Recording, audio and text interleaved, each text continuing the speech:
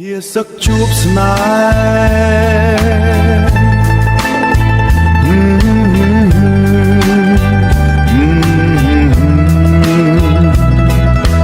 ហ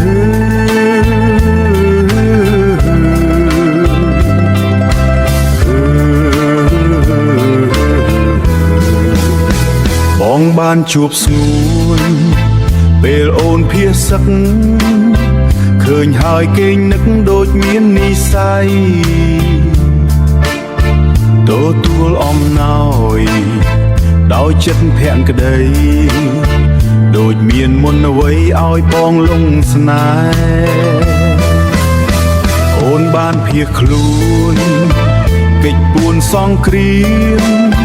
ព្រោះតែចោលសៀមសន្តានជាឆ្កែបាញ់ផ្លោងទម្លាក់គ្រាប់ចូលដីខ្មែរអ្នករស់នៅក្បែរព្រំដែនភិតភ័យ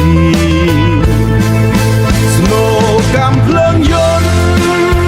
លាន់លឺរំដំសូរដូចបាក់ភ្នំកណ្ដាលរាត្រីញាតិមិត្តបងរន្ធធន់ពេកក្រៃរត់ទាំងព្រួយភ័យចាក់ចោលភូមិឋាន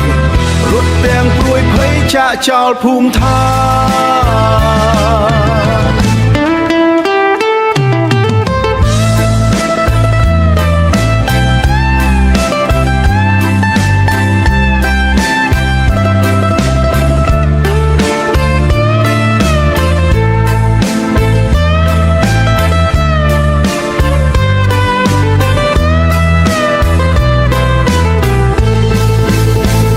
មណ្ឌលភាសឹកដីស្រុកកោះកុង